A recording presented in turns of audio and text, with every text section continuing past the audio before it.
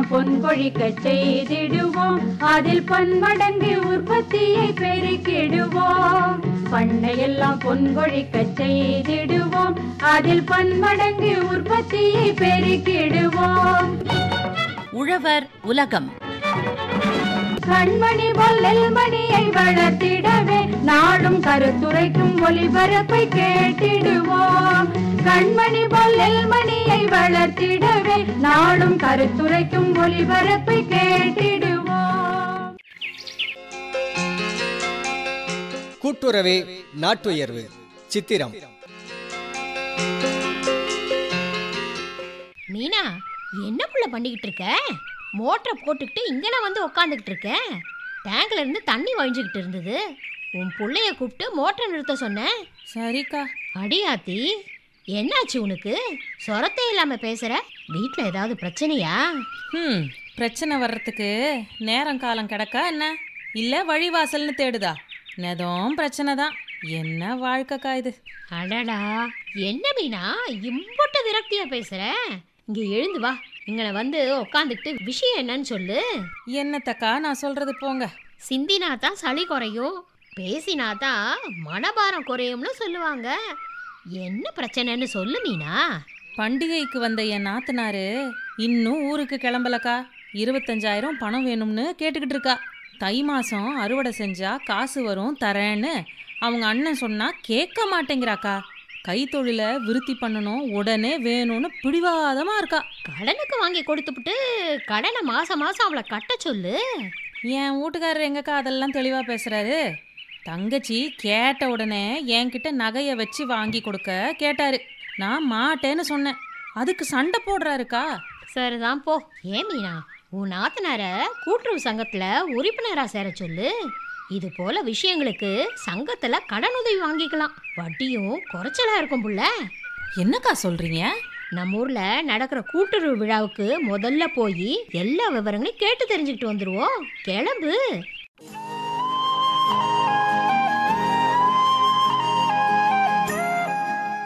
மீனா, இப்போ கூட்டுறவோட சிறப்பான செயல்பாடுகளை பற்றி சொல்ல போறாரு காஞ்சிபுரம் கூட்டுறவாளர் டிவி சுப்பிரமணியன் அவங்க.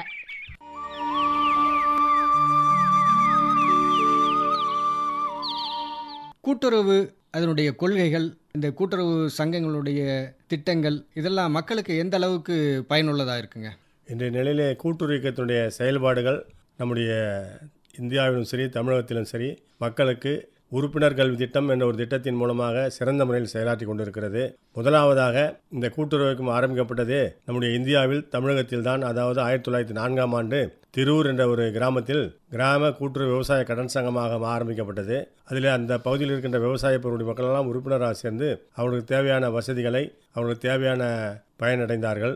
அதோடு அல்லாமல் நகரவாழ் மக்களுடைய வாழ்க்கை தரத்தை உயர்த்துவதற்காக அதே 1904ஆம் ஆண்டு காஞ்சிபுரத்தில் பெரிய காஞ்சிபுரம் கூட்டுறவு நகர வங்கி உருவாக்கப்பட்டது. அதன் மூலமாக நகர்வாழ் மக்கள் சிறந்த முறையில் பயனடைந்தார்கள். மூன்றாவதாக நம்முடைய சென்னையில் இருக்கின்ற திருவல்லிக்கேணி நகர கூட்டுறவு பண்டகசாலை ஆரம்பிக்கப்பட்டு 1904 இந்த சென்னை வாசிகளுக்கு தேவையான நுகர்பொருட்கள் நல்ல தங்கு தடையின்றி விலை குறைவானதாக, மலிவானதாக, தரமானதாக வழங்கப்பட்டு வருகிறது. ஆக இந்த கூட்டுறவுக்கு வித்திட்டவர்களே இந்தியாவிலே நம்முடைய தமிழ்நாட்டைச் சேர்ந்த மக்கள் தான் என்பது நமக்கு பெருமையாக இருக்கிறது. அதோடு அல்லாமல் இன்று கூட்டுறவுத்துறை பல திட்டங்களை அறிமுகப்படுத்தி அதன் மூலமாக எல்லாரையும் உறுப்பினராக சேர்த்து, முன்பெல்லாம் யார் நிலம் வைத்திருக்கிறார்களோ அவர் மட்டும்தான் உறுப்பினராக சேர முடியும் என்ற ஒரு நிலை இருந்தது. இப்போது நிலையிலே ஒரு வீட்டிலே எத்தனை பேர் 18 வயதுக்கு மேல் நிரம்பி இருக்கின்றார்களோ அவர்களெல்லாம் உறுப்பினராக சேர்ந்து அவர்களுக்கு என்ன தொழில் செய்ய முடியுமோ அந்த தொழிலுக்கு ஏற்றாற் போல கடன் உதவி வழங்குவது நம்முடைய தமிழகத்தில் கூட்டுறவு வங்கிகளின் மூலமாக, கூட்டுறவு சங்கங்களின் மூலமாக என்பதை தெரிந்து கொள்ள வேண்டும். நம்முடைய மூதாதையர்கள் 7 கூட்டுறவு கொள்கைகளை வகுத்து கொடுத்திருக்கின்றார்கள். என்னென்ன கொள்கைகள் அப்படின்ட்டு சொல்லுங்களேன். முதலாவது கொள்கை என்னவென்றால் 18 வயது நிரம்பியவர்கள் அனைவரும் அந்த பகுதியில் இருக்கின்ற ஏதாவது ஒரு கூட்டுறவு சங்கத்தில் உறுப்பினராக சேர்ந்து அவளுக்கு ஏற்றாற் போல அந்த சங்கம் அவளுக்கு உதவி செய்ய காத்திருக்கிறது. இரண்டாவது கொள்கை மக்களாட்சி முறை. இது என்னவென்றால் ஒவ்வொரு கூட்டுறவு சங்கத்தில் இருக்கின்ற உறுப்பினர்களும் ஒருவருக்கு ஒரு வாக்கு என்ற ஒரு முறையிலே அவர்களுக்கு வாக்கு உரிமை வழங்கப்பட்டிருக்கிறது. அந்த வாக்கினை பயன்படுத்தி கூட்டுறவு சங்க தேர்தல் வரும்போது உறுப்பினர்களுக்கு உள்ளாக ஒரு இயக்குநரை தேர்வு செய்யப்பட வேண்டும். அந்த இயக்குநர்கள் அவர்களுக்குள்ளாக ஒரு தலைவர், துணைத் தலைவரை உருவாக்கப்பட வேண்டும். அந்த தலைவர், துணைத் தலைவர், இயக்குநர்கள் தான் அந்த சங்கத்தை நிர்வாகம் பார்க்கப்பட வேண்டும். மூன்றாவது கொள்கை, கூட்டுறவு சங்கத்திலே உறுப்பினராக சேர வேண்டுமென்றால் ஒவ்வொரு உறுப்பினரும் பங்குத்தொகையாக 110 ரூபாய் கட்டப்பட வேண்டும். 100 ரூபாய் பங்குத்தொகை, 10 ரூபாய் நுழைவு கட்டணம். நான்காவது கொள்கை, சேவை மனப்பான்மை. மக்களுக்கு சேவை செய்யப்பட வேண்டும். மக்களுடைய அடிப்படை தேவை உண்ண உணவு, உடுக்க உடை, இருக்க இடம், இந்த மூன்றையும் நிறைவு செய்வது கூட்டுறவுத்துறைதான் என்பதை சேவை மனப்பான்மை என்ற ஒரு தத்துவத்தை உருவாக்கி தந்திருக்கிறார்கள். ஐந்தாவது கோட்பாடு, கூட்டுறவு கல்வி. உறுப்பினர் கல்வி திட்டம் என்ற ஒரு திட்டத்தின் அடிப்படையில் ஒவ்வொரு கிராமமாக சென்று கிராம மக்களை எல்லாம் சந்தித்து, கிராம உறுப்பினரெல்லாம் சந்தித்து, அவர்களுக்கு கூட்டுறவு என்றால் என்ன, கூட்டுறவுடைய கொள்கைகள் என்ன, ஒரு உறுப்பினரின் கடமைகள் பொறுப்புகள் என்ன என்பது பற்றியும், கூட்டுறவு சங்கங்களின் மூலமாக என்னென்ன கடன்கள் கொடுக்கிறார்கள், அதற்கு என்ன வட்டி வீதம் வசூலிக்கப்படுகிறது, கூட்டுறவு கடனை திருப்பி செலுத்தவில்லை என்றால் என்ன நடவடிக்கை எடுக்கப்படும் என்ற நிலையினையும் அவளுக்கு எடுத்து சொல்லி, இந்த கூட்டுறவு கல்வி மிக மிக அவசியம் என்ற ஒரு காரணத்தினால்தான் இதனை ஒரு தத்துவமாக ஏற்பாடு செஞ்சிருக்கின்றார்கள். ஆறாவதாக, கூட்டுறவுகளிடையே கூட்டுறவு. ஒவ்வொரு கூட்டுறவு ஸ்தாபனமும் அடுத்த ஒரு கூட்டுறவு ஸ்தாபனத்திலே உறுப்பினராக இருந்து செயல்பட்டால்தான் அந்த நிறுவனம் சிறந்த முறையில் செயலாற்ற முடியும் என்ற ஒரு அடிப்படையிலே இந்த தத்துவத்தை உருவாக்கி இருக்கிறார்கள். ஏழாவதாக, சமுதாய நலனில் ஈடுபாடு என்ற ஒரு தத்துவத்தையும் புகுத்தியிருக்கின்றார்கள். கிராமத்தில் இருக்கின்ற மக்களுக்கு அந்த உறுப்பினருடைய குழந்தைகள் நன்றாக படிக்க வேண்டும், அந்த பள்ளிக்கூடங்கள் சிறப்பாக இருக்கப்பட வேண்டும், அந்த நிறுவனம் சிறப்பாக இருக்க வேண்டும் என்ற ஒரு அடிப்படையிலே லாபத்தோடு செயல்படுகின்ற சங்கங்களெல்லாம் அதனுடைய பொதுநல நிதியிலிருந்து இப்படிப்பட்ட காரியங்களுக்கு தன்னை ஈடுபடுத்திக் கொள்ள வேண்டும் என்ற ஒரு காரணத்தினால் இதனை ஏழாவது கோட்பாடாக சமுதாய நல ஈடுபாடு என்ற ஒரு தத்துவத்தை புகுத்தியிருக்கின்றார்கள். கூட்டுறவுத்துறை இன்று தமிழகத்திலும் இந்தியாவிலும் சிறந்து விளங்கி கொண்டிருக்கிறது. எந்த விதமான ஐயப்பாடும் இல்லை. வானவில் போன்று 7 கொள்கைகளை சொன்னீங்க. சங்கங்கள் அப்படின்ட்டு நம்ம எடுத்துட்டோம்னா என்னென்ன வகையான சங்கங்கள்லாம் இருக்குங்க? முதலாவதாக, தொடக்க வேளாண்மை கூட்டு கடன் சங்கங்கள், தொடக்க வேளாண்மை மற்றும் ஊரக வளர்ச்சி வங்கிகள், கூட்டுறவு பண்டகசாலை, பணியாளர் கூட்டுறவு சங்கங்கள், இது இல்லாமல் கைத்தறி நெசவாளர் சங்கங்கள், கைத்தறி பட்டு நெசவாளர், கைத்தறி பருத்தி நெசவாளர் கூட்டுறவு சங்கங்கள், பால் உற்பத்தியாளர் கூட்டுறவு சங்கங்கள், மகளிர் இணை உணவு தயாரிப்பு கூட்டுறவு சங்கங்கள், மகளிர் நோட்டு புத்தகம் தயாரிப்பு தொழில் கூட்டுறவு சங்கங்கள், மகளிர் தையல் தொழில் கூட்டுறவு சங்கம், மீனவர் கூட்டுறவு சங்கம், வீட்டு வசதி கூட்டுறவு சங்கம், இப்படி சொல்லிக்கொண்டே போயிருக்கலாம். இந்த கூட்டுறவு சங்கங்களின் மூலமாக என்னென்ன வகையான கடன்கள்லாம் கொடுக்கப்படுதுங்க? தொடக்க வேளாண்மை கூட்டு கடன் சங்கம் கிராமப்புறத்தில் இருக்குது என்றால் முதலாவதாக விவசாய கடன் வழங்கப்பட்டு வருகிறது. அது இல்லாமல் அவர்களுக்கு உரமும் கொடுக்குறோம், பூச்சி மருந்தும் கொடுக்கப்படுகிறது. ஆக எல்லாத்தையுமே அவர்களுக்கு விவசாயிக்கு நாங்கள் வழங்கி வருகின்றோம். நெல்லை பதப்படுத்தி வச்சிருந்து அதை நல்ல விலை வரும்போது விற்பதற்கு உடவன் கட்டி கொடுத்துருக்கின்றோம். அந்த கடனை வாங்கி காலாகாலத்தில் திருப்பி செலுத்தினால் அவருக்கு எந்த விதமான வட்டியும் வசூலிக்கப்படுவதில்லை. அதோடு அந்த விவசாயிக்கு உறுதுணையாக அவசரமான பணம் தேவை என்றால் அவருடைய நகையை ஈடாக வைத்து நகைக்கடன் வசதியும் வழங்கப்பட்டு வருகிறது. அதோடு அல்லாமல் மூன்றாவதாக, மகளிர் சுய உதவி குழுக்களுக்கு தேவையான அளவு கடன் கொடுத்து தன்னுடைய சொந்த காலில் அந்த மகளிர் நிற்கப்பட வேண்டும் என்ற ஒரு நிலையிலே அந்த மகளுடைய பொருளாதாரத்தை, வாழ்வாதாரத்தை வழங்கி வருகிறது நம்முடைய கூட்டுறவுத்துறை தான். தனிப்பட்ட முறையில் மகளிர் சிறுவணிக கடன் என்ற ஒரு திட்டத்தை தமிழக அரசு ஏற்பாடு செஞ்சது. சிறு சிறு வியாபாரம் செய்கின்ற மகளிர் குறைந்த வட்டியில அவர்களுக்கு கடன் கொடுத்து அவர்கள் வாழ்க்கையிலே முன்னேற்றம் அடைய வேண்டும். பணியாளர்கள் பணிபுரிகின்ற மகளிருக்கு உழைக்கும் மகளிர் திட்டம் என்ற ஒரு திட்டத்தின் அடிப்படையில் அவர்களுக்கு 2 லட்சம் ரூபாய் வரை கடன் கொடுத்து அவருடைய வாழ்வாதாரத்தையும் வசப்படுத்தி நம்முடைய சங்கம் செய்து வருகின்றது என்பது எல்லாருக்கும் தெரியும். கூட்டுறவு சங்கங்கள் சரிவர இயங்கணும் அப்படின்னா உறுப்பினர்களுக்கு அந்த கடமை, பொறுப்பு அதெல்லாம் இருக்கணும் இல்லைங்களா? அந்த கடமை, பொறுப்பு, உரிமைகள் அதெல்லாம் என்ன இருக்குங்க? ஒவ்வொரு உறுப்பினரும் வாங்கிய கடனை தவறாமல் திருப்பி செலுத்தப்பட வேண்டும். 2வது, வாங்கிய கடனை எந்த காரியத்திற்காக வாங்கினோமோ அந்த காரியத்தில் ஈடுபாடு செய்து அதன் மூலமாக பயனடைந்து கடனை திருப்பி செலுத்தப்பட வேண்டும். 3வது, வாங்கிய கடனை காலாகாலத்தில் திருப்பி செலுத்தினால்தான் மறுபடியும் மற்றவர்களுக்கு கடன் கொடுக்க முடியும். அதோடு அல்லாமல் உரிமையும் இருக்கின்றது. கூட்டுறவு சங்க தேர்தல் வரும்போது அவர்கள் உரிமையோடு தன்னுடைய வாக்கினை பயன்படுத்தி அந்த நிர்வாக சிலை தேர்ந்தெடுக்கலாம். அடுத்தது, கூட்டுறவு சங்கத்தினுடைய ஜெனரல் பாடி நடக்கும்போது அவர்கள் உரிமையோடு இந்த சங்கத்தினுடைய சேவையை பாராட்டியும் என்னென்ன செய்ய வேண்டும் என்ற ஒரு நிலையினும் தானாக முன்வந்து எடுத்து சொல்வதற்கும் அவர்களுக்கு உரிமை இருக்கின்றது. மக்களுடைய சமூக பொருளாதார மேம்பாட்டில் இந்த கூட்டுறவு சங்கங்களுடைய செயல்பாடுகள் எந்த அளவுக்கு இருக்குது அப்படிங்கிறத பற்றி சொல்லுங்கள். இன்றைய நிலையிலே பார்ப்போமேனால் கூட்டுறவு சங்கங்கள் தான் இன்று தேவையான அளவு கிராம பொருளாதாரத்திற்கும் விவசாயிகளுக்கு தேவையான வசதிகளை செய்து கொண்டிருக்கிறது. ஏழை எளிய மக்களுக்கு இந்த மகளிர் சுய உதவி குழுக்கள் மூலமாக பலவிதமான கடன்களை வழங்கி அவருடைய வாழ்வாதாரத்தை உயர்த்தி தன்னுடைய குழந்தைகளை பள்ளிக்கு அனுப்புவதற்காகவும் நல்ல உணவு வழங்குவதற்காகவும் ஆரோக்கியமான வாழ்க்கை வாழ வேண்டும் என்ற ஒரு அடிப்படையிலே இந்த கூட்டுறவு வங்கிகள் அவனுக்கு தேவையான வசதிகளை செய்து கொண்டிருக்கிறது. ஸோ ஒருவர் மற்றவருக்காக, மற்றவர் ஒருவருக்காக அப்படிங்கிற அளவில் இந்த கூட்டுறவு சங்கங்கள், கூட்டுறவுத்துறை வந்து மிக முக்கிய பங்கு வகிக்கிறது அப்படின்ட்டு சொல்லலாம். நிச்சயமாக சார், ஒருவருக்கு ஒருவர் உதவி என்பதுதான் கூட்டுறவுடைய தத்துவமே. கூட்டுறவு சின்னமாக இணைந்த கரங்களையே கொடுத்திருக்கிறார்கள். அதோடு இல்லாமல் 7 நிறங்களையுடைய விப்ஜிஆர் வானவில் கலர் கொடுத்தது கூட்டுறவு கொடி அந்த கூட்டுறவுக்காக தான். நிறங்கள் பலமாக இருக்கலாம், ஆனால் ஒன்றாக இணைவது கூட்டுறவு தான்.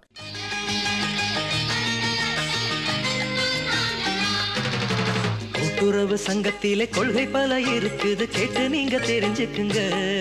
நம்ம பாட்டம் போக்க வந்த சங்கம், வாழ்வு தர வந்த சங்கம், பாட்டு மூலம் தெரிஞ்சுக்குங்க. ஜாதி பேதம் ஏதும் இல்லை, தேர்தல் மூலம் யாவும் நடக்கும்.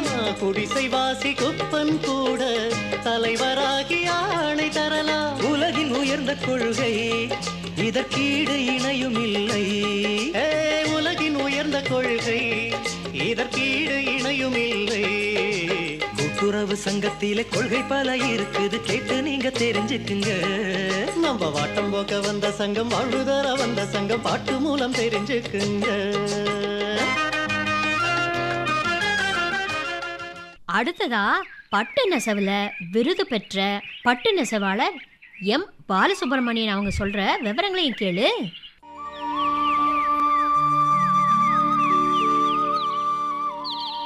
பழமையான தொழில்களில் உழவு தொழிலுக்கு அடுத்து நெசவு தொழில் ஒரு முக்கியமான இடத்தை வகிக்கிறது. இதில் கைத்தறி நெசவு என்பது பாரம்பரிய சிறப்புமிக்கது.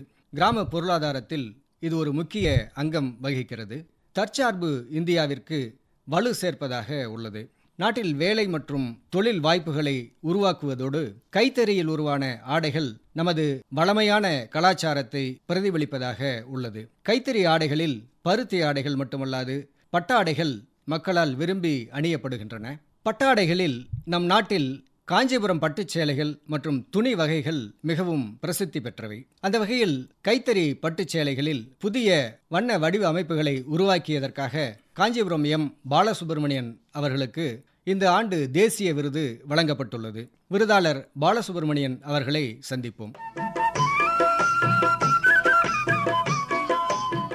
பட்டு நெசவு தொழிலில் நீங்கள் எவ்வளோ வருடங்களாக இருக்கிறீங்க? அந்த உங்களுடைய அனுபவங்களை பற்றி சொல்லுங்களேன். நான் 30 ஆண்டுகளாக அந்த பட்டு நெசவு நெய்ச்சிட்டு இருக்கேன். 15 வயசுலேருந்து நான் இந்த தொழில் செய்ய விருப்பமாக நான் கற்றுக்கிட்டு எங்கள் தாத்தா அப்பா அதுக்கு பிறகு நான் நெசவு செய்ய கற்றுக்கினேன். அதன் பிறகு நான் நெச்சின்னு வீட்டில் சொந்த தெரி போட்டு நெச்சின்னு இருந்தோம். இப்போ தற்சமயம் எங்களால் அதை செய்ய இல்லாததுனால நம்ம கூட்டுறவு சங்கத்தில் உறுப்பினராக சேர்ந்து ஒரு 6 ஆண்டுகளாக இப்போ நான் நெசவு செஞ்சுன்னு வந்திருக்கேன். இப்போது இந்த ஆண்டு வந்து எனக்கு நெசவு செய்யறதுக்காக இன்னும் ஒரு ரகம் கொடுத்தாங்க, கோர்வ ராகம். அதாவது காஞ்சிபுரத்துக்கே பெருமை சேர்க்கக்கூடிய அந்த கோர்வ ராகத்தை என்ன நெய்ய சொல்லி பரிந்துரை செஞ்சாங்க. கூட்டுறவு செயலாட்சியர் மற்றும் அங்க அலுவலர் நெசவாளர் சேவை மையம் சேர்ந்து என்னுடைய சேலையை பரிந்துரை செய்து விருதுக்கு பரிந்துரை செஞ்சாங்க. அதன்படி எனக்கு இந்த விருது எனக்கு கிடைத்துள்ளது பற்றி ரொம்ப மகிழ்ச்சியாக இருக்கிறது.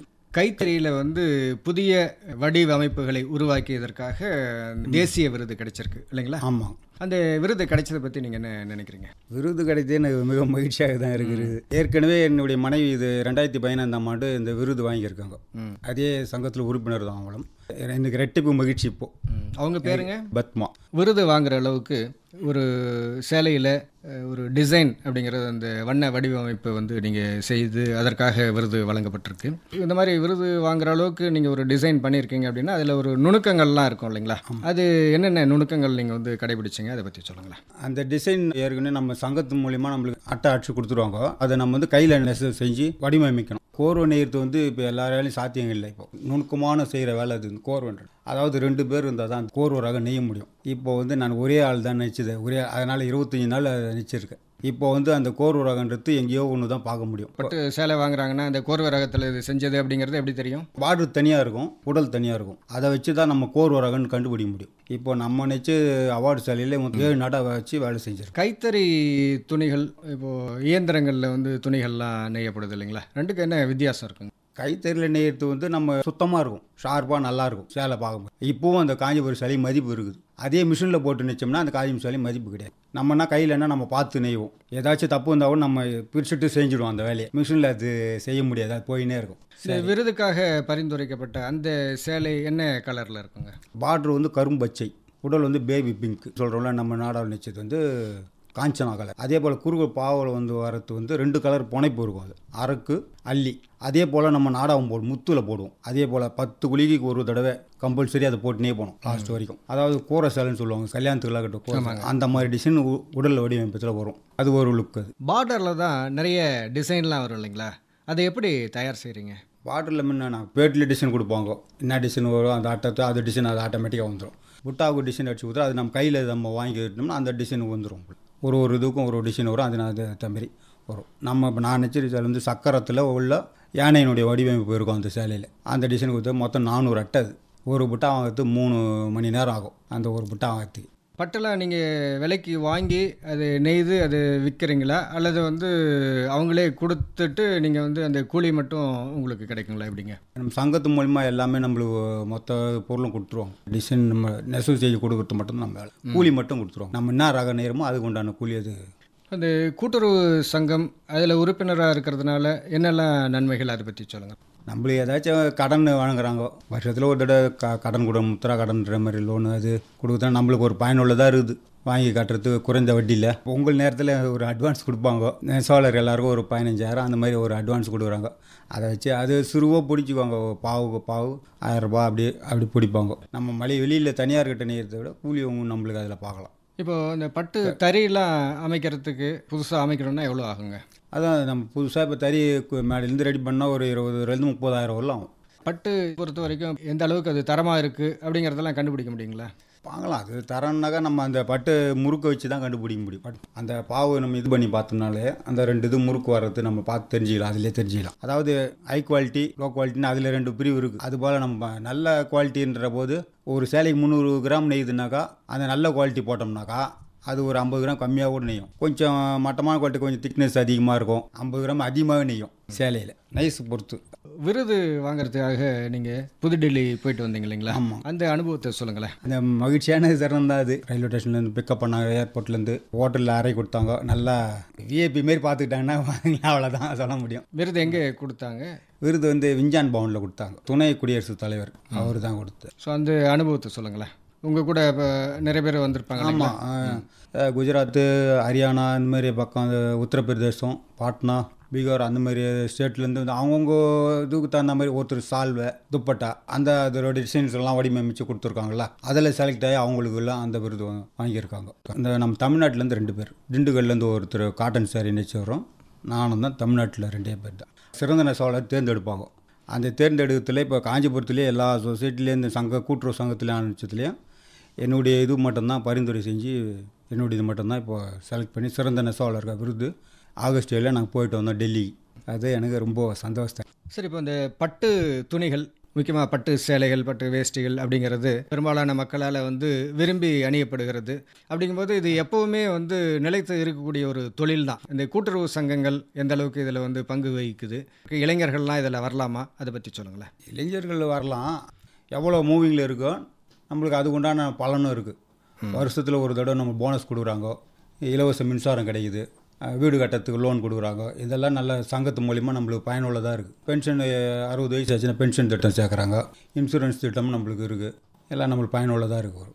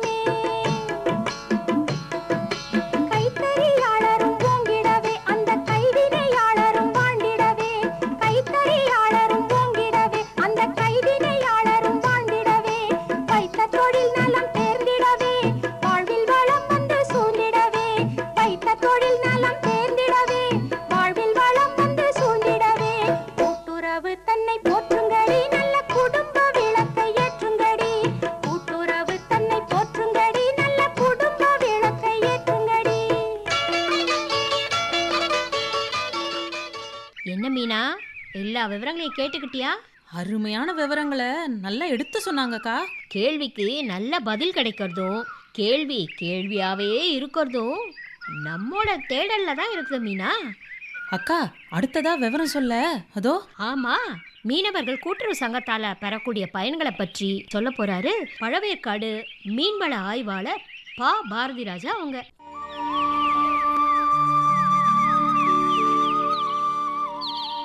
பொதுவாக ஒரு சங்கம் உருவாகணும்னா மினிமம் 25 பேர் வந்து தேவைப்படும். மீன்வளத்துறையில் ஒரு சங்கம் ஆரம்பிக்கணும்னா மீன் தொழில் செஞ்சுட்ருக்கணும். அதுக்கப்புறம் அவங்களுக்கு வயது வரம்பு வந்து 18 வயசுலேருந்து 60 வயசு. ஒரு மெம்பர் வந்து ஒரு சொசைட்டியில் தான் மெம்பராக முடியும். ஒரு மெம்பராக ஆகணும்னா அவங்க வந்து சிறை தண்டனை பெற்றிருக்கக்கூடாது. ஊர் வந்து தலைவர் எல்லாம் மக்கள் கூடி தீர்மானம் போடுவாங்க. படிவம் 16னா ஒரு சங்கம் ஒரு உறுப்பினரை சேர்க்கணும்னா படிவம் 16ல் வந்து நம்ம ரெஜிஸ்டர் பண்ணணும் சொல்கிறது வெரிஃபை பண்ணுறதுக்காண்டி ஃபீல்டுக்கு அனுப்புவாங்க. ஒரு சங்கம்னா அந்த மெம்பர் வந்து அந்த எல்லைக்கு உட்பட்டு தான் இருக்கணும். அது ஒரு மெயினான காரணி. ஒரு சங்கத்துக்கும் இன்னொரு சங்கத்துக்கும் இடைவெளி ஒரு 7 கிலோமீட்டர் இருக்கணும். அந்த சங்கம் ஒரு சங்கம் ஃபார்ம் பண்ணுறதுக்கு வந்து நம்ம ரெஜிஸ்ட்ரேஷன் ஃபீஸ் வந்து 2000 கட்டுறோம். இப்போ வந்து பிறந்தவங்க எல்லாத்துக்கும் ஒரு அரசோட நலத்திட்டங்கள் வந்து போய் சேரணும் தான் வழிமுறை.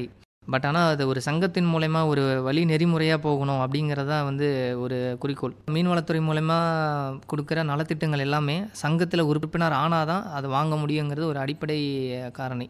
அதில் எல்லாமே ஒருத்தரும் பயன்பெறணும்னா சங்கத்தில் வந்து உறுப்பினர் ஆகணும். கடல் சார்ந்து பார்த்திங்கன்னா தேசிய சேமிப்பு நிவாரணம் NFSRன்னு சொல்லுவாங்க. அப்புறம் தமிழ்நாடு தேசிய மீனவ சேமிப்பு நிவாரணம்னு சொல்லுவாங்க. இந்த 2 ஸ்கீம் வந்து எதுக்குன்னா சேமிப்பை ஊக்குவிக்கிறதுக்காக வந்து நம்ம மக்களுக்கு சொல்கிறோம். இப்போ மாதம் வந்து 175 ரூபா அவங்க கட்டிட்டாங்க, 9 மாதம் கட்டுறாங்கன்னா கவர்மெண்ட் வந்து 3000 ரூபா போட்டு 4500 அவங்களுக்கு வந்து கொண்டு நம்ம கொடுத்துருவோம். இதை தாண்டி வந்து தடைக்காலம் இருக்குது, தடைக்கால நிவாரணம் இருக்குது, ஸ்பெஷல் அலவுன்ஸ்னு சொல்லுவாங்க, சிறப்பு நிவாரணம் அந்த மாதிரிலாம் இருக்குது. அந்த ஏப்ரல் ஜூன் மாதம் வந்து தடைகாலம் போட்டுருவாங்க. அந்த மாதிரி டைமில் வந்து அவங்க ஃபினான்ஷியலாக சப்போர்ட் பண்ணுறதுக்காக கவர்மெண்ட் வந்து பண்ணி கொடுத்து அவங்களோட வாழ்வாதாரத்துக்காக உதவி பண்ணுறாங்க. மழை காலத்தில் பெருசாக வந்து வருமானம் இருக்காது, நிறைய இயற்கை இடர்பாடுகள் நிறையா வந்துட்டுருக்கு. அந்த மாதிரி டைமில் கொடுக்குறது தான் சிறப்பு நிவாரணம்னு சொல்லுவாங்க, மழைக்கால நிவாரணம்னு சொல்லுவாங்க. இந்த மாதிரி ஒரு 4 ஸ்கீம் மெரெயினில் வந்து ரெகுலராக கொடுக்கறதுக்கு நம்ம வந்து சங்கத்தில் உறுப்பினராக இருக்கணும். ஒரு நபர் இறந்து போகிறாங்க அப்படின்னு சொன்னால் கூட நம்ம வந்து தமிழ்நாடு நலவரை மூலயமா 2 லட்சமோ, சென்ட்ரல் கவர்மெண்ட் அதாவது குரூப் ஆக்சிடென்ட் இன்சூரன்ஸ் ஸ்கீம் அப்படிங்கிற மூலயமா 5 லட்சமோ இறந்த மீனவர்களுக்கு நம்ம வாங்கி தரோம். அதுவுமே அவன் சங்கத்தில் உறுப்பினர் இருந்தால் தான் பண்ண முடியும். ஃபுல்லாகவே கடல் வளம் சார்ந்தே நான் சொல்லிகிட்டு இருக்கேன். இதை சார்ந்து உள்நாட்டு மீன் வளமும் இருக்குது. அதில் வந்து 24 சங்கங்கள் இருக்குது. அதில் வந்து இப்போ நம்ம வந்து வியாபாரம் பண்ணுறாங்க, கல்ச்சர் பண்ணுறாங்க, மீன் வந்து உற்பத்தி பண்ணுறாங்க, ஐஸ் பாக்ஸில் விற்கிறாங்க, எதுக்கு நம்ம இறால் உற்பத்தி பண்ணுறாங்க, பண்ணைக்குட்டை வெட்டுறாங்க, இது எல்லாத்துக்குமே வந்து மானியம் இருக்குது. தமிழ்நாடு லெவலில் இப்போ உங்களுக்கு தெரியும் PMSSYன்னு சொல்லுவாங்க, பிரதான் மந்திரி மத்திய சம்படா யோஜனா அப்படின்னு சொல்லிட்டு 2020 அந்த ஸ்கீம் வந்துச்சு. இதன் மூலயமா வந்து 20,000 கோடி ஃபண்டு கொடுத்து நம்ம மீன் வளத்தை வந்து பெருக்கிறதுக்காகவே சென்ட்ரல் கவர்மெண்ட் ஒரு முன்னெடுப்பு எடுத்திருக்கு. இதில் ஏகப்பட்ட ஸ்கீம் வந்து பயனடையும் வகையில் இருக்குது. இன்சுலேட்டட் வெஹிக்கல்னு சொல்லுவாங்க, கடலில் வந்து கூண்டு வச்சு மீன் வளர்க்குறதுக்கு சொல்லி கொடுப்பாங்க. அதுக்கப்புறம் மீன் குட்டை வெட்டி மீன் வளர்க்குறதுக்கு சப்சிடி கொடுக்குறாங்க. இப்போ வந்து ஒரு போட்டை வந்து மீனை வந்து புதுசாகவே கட்டுறதுக்கு மானியம் கொடுக்குறாங்க. போட்டோட இன்ஜின், வலை, ஐஸ் பாக்ஸு எல்லாமே கொடுக்குறதுக்கு 10 மீட்டர் OAL அப்படின்னு சொல்லி ஓவரால் லென்த், OALனா ஓவரால் லென்த்து.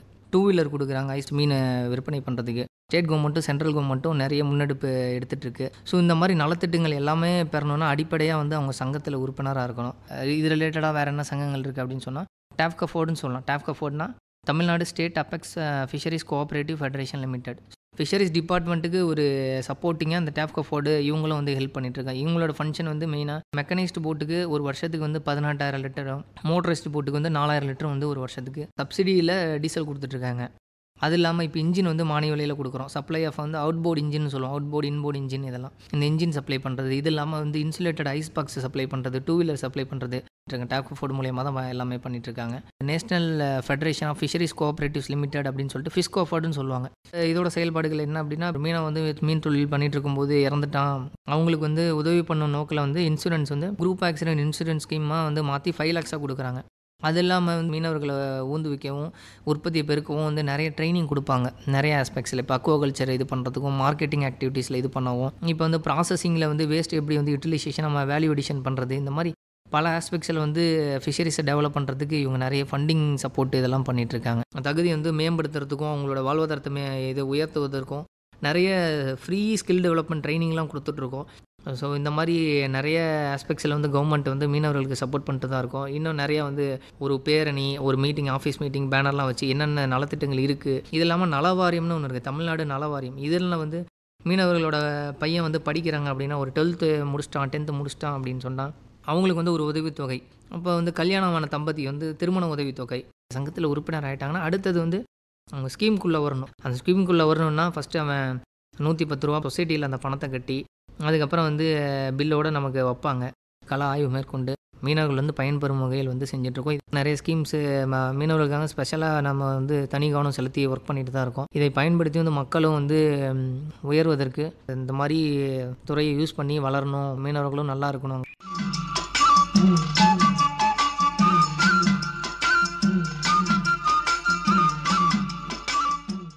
பட்டக்கா, என்னவோ விவரங்களை கேட்க கூப்பிடுறீங்கன்னு நினச்சேன். ஆனால் என்னமா விவரங்களை சொல்லி தெரிய வச்சு போட்டாங்கக்கா. அம்புட்டையும் நல்லா புரிஞ்சுக்கிட்டேன்.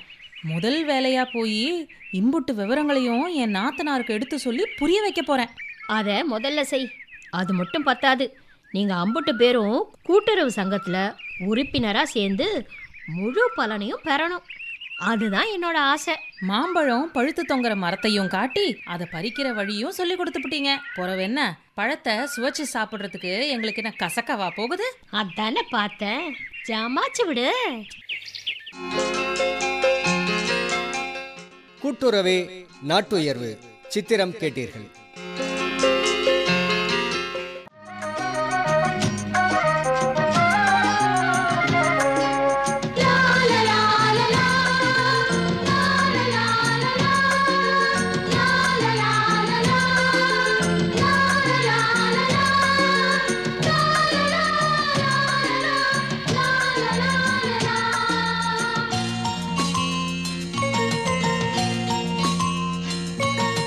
கூட்டுறவே நாட்டுயர்வு, கூட்டுறவே நாட்டுயர்வு. சங்கத்தில் சேருங்கள், மெம்பராயாகுங்கள், பயன் பல கூடிடும், வளமுற வாழலாம். நேரமிதே நாளுமிதே, வாழ்வினிலே ஒரு திருப்பம் வந்து சேருங்கள்.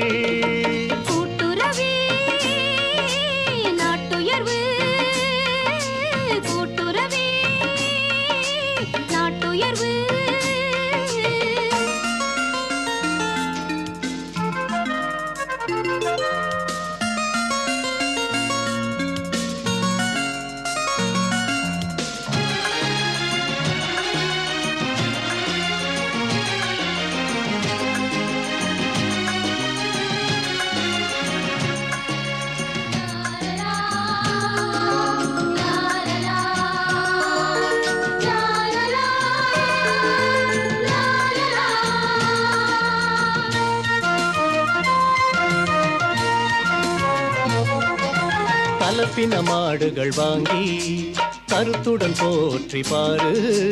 சங்கத்தில் சேர்ந்து நீ கறந்த பாலை கொடுத்து நல்ல விலையை அங்கு பெறலாம்.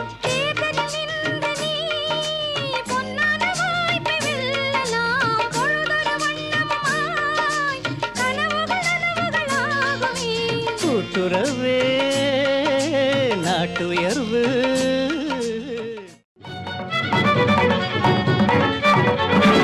உண்ணும் பொருள் அத்தனையும் விளைத்திடுவோம், நித்தம் உழைப்பால் நில மகளை வணங்கிடுவோம். அமைப்பில் உதவி சி.வி. பிரேமா சந்தோஷ். உண்ணும் பொருள் அத்தனையும் விளைத்திடுவோம், நித்தம் உழைப்பால் நில மகளை வணங்கிடுவோம். நிகழ்ச்சி அமைப்பு எஸ். முருகேசன். பொட்டலையும் பூம்பொழிலாய் திருத்திடுவோம், அதற்கு புத்தம் புது முறைகளையும் புகுத்திடுவோம். பொட்டலையும் பூம்பொழிலாய் திருத்திடுவோம், அதற்கு புத்தம் புது முறைகளையும் புகுத்திடுவோம். இத்துடன் இன்றைய உழவர் உலகம் நிகழ்ச்சி நிறைவு பெறுகிறது. பட்டி தொட்டி சொர்க்கமாக பாடுபட்டே நம் பாரத சமுதாயத்தை உயர்த்திடுவோம். பட்டி தொட்டி சொர்க்கமாக பாடுபட்டே நம் பாரத சமுதாயத்தை உயர்த்திடுவோம்.